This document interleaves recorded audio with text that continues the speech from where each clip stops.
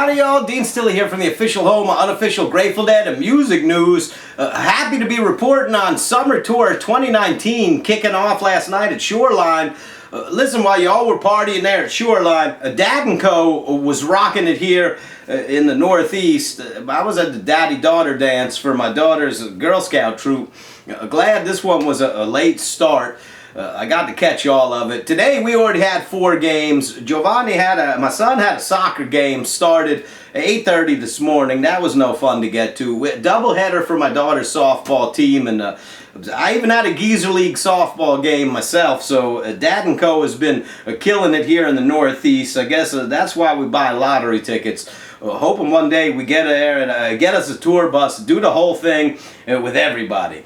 For now, that shit ain't gonna happen. Listen, I'm no rock star. I'm a fucking dad with a hobby. That's about it. Anyway, I'm not the Graham Poobah either. I've said that before. I'm just here to get the conversation started. We like talking about our favorite musicians and the music they're making.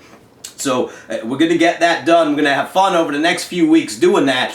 The tour, again, listen, one of my favorite things that happened over Weir and Wolf Brothers tour, not the music really, Weir's workout videos.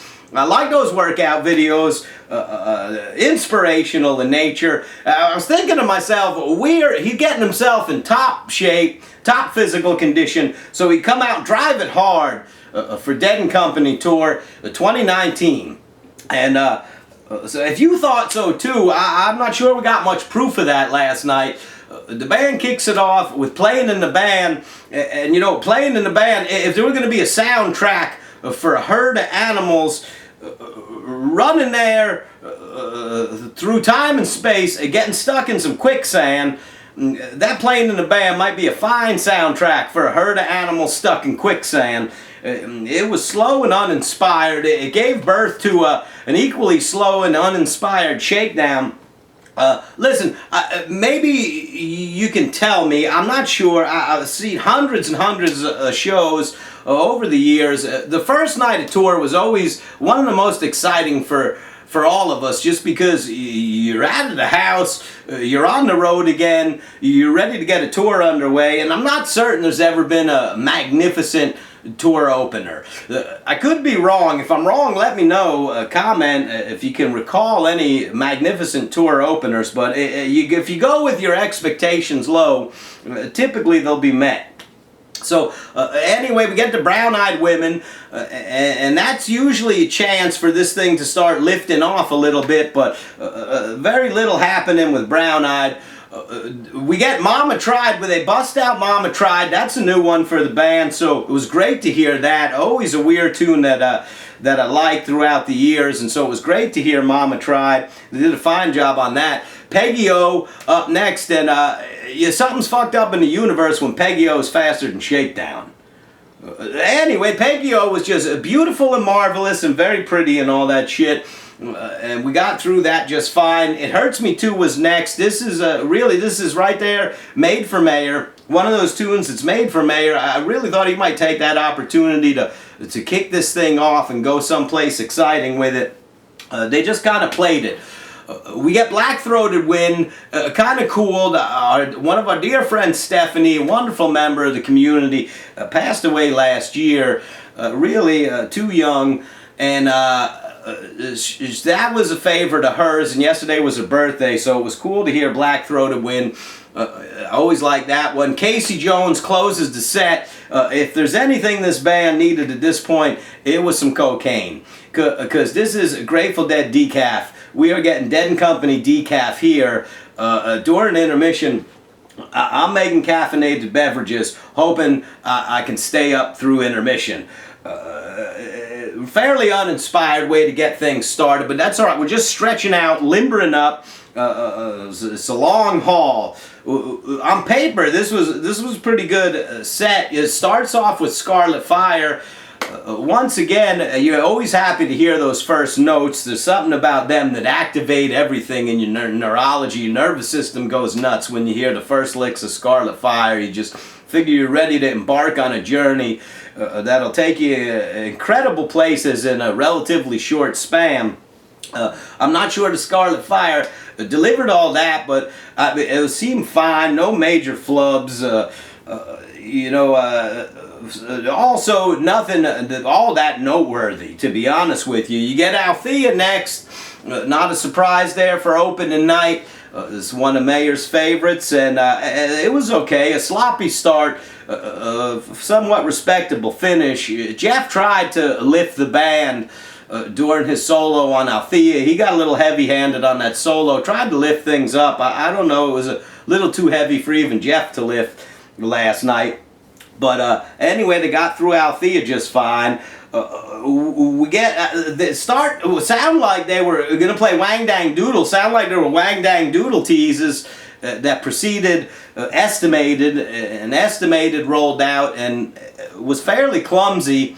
If you ask me, I thought it sounded clumsy. Really, it was like trying to lose your virginity while riding a horse. I mean, it really just seemed like it was clumsy. The cool effects, while Weir was awkwardly overemphasizing the night and glory gonna be his name, my name, like we need some of that in there, make shit better. But awkwardly going through that whole part. O'Teal was winding it up like a motherfucker from the inside out. His bass work through Estimated is exceptional, and that was fun.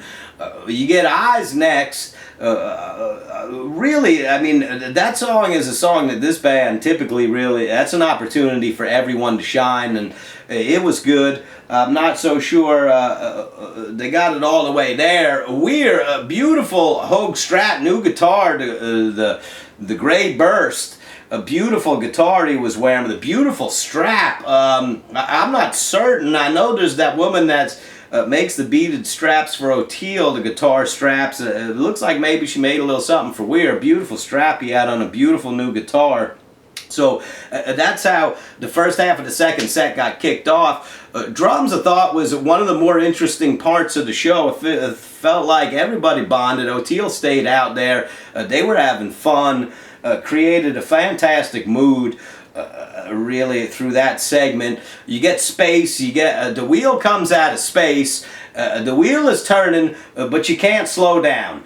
That's true, because if they play that song any fucking slower, it's going backwards. Really, like, you start playing the wheel backwards, I wonder if you get Stairway to Heaven. We might find out if it moves any slower. You can't slow down, you're damn right. If you slow down any more on the wheel, it's going to stop. Wharf Rat's next. They get through Wharf Rat okay, well documented. I'm not crazy about Weir's full Shatner on Wharf Rat, and I think the harmonies are pretty bad for a group of pretty good musicians. So they get to that. Sugar Mags is a fine way to close it. You know, it's just, it kind of felt to me like, this is what it felt like all night. It felt like a weightlifting team all went and got hernia operations. And it was the first day back in the gym after the hernia operations. And nobody was really wanting to lift too much to get things started. They weren't sure how things were going to hold up. Nobody wanted to go full blast, and next thing you know, your ass falls out, or your guts are on your lap, or nobody wants that. So a bunch of weightlifters with hernia operations back in the gym, and everyone's going to take it a little bit easy. Anyway, they're going to kind of move into this tour. They end the thing with the fucking wake.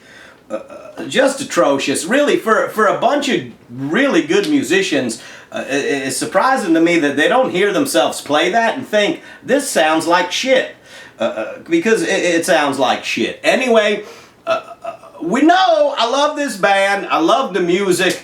I love the fact we're talking about it again. One of my favorite things last night was the crowd shots and watching everybody loving on each other there at Shoreline. Smiles for miles. People happy to be out there, you know, on a beautiful night.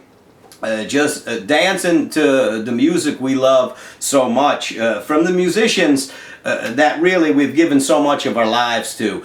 And so for that, I'm always grateful. This thing's going to pick up, and I know we're going to get some outstanding shows on this tour. So I think opening night was just that, and it was a chance to get out there, limber up, stretch things out a little bit. Great song list, fairly uninspired application of it, but I look forward to things getting a little bit hotter out there. It's I'm sure it's gonna pick up quite a bit. It's gonna need to. That's all I got to say about that. I love you forever, and we'll talk to you sometime tomorrow.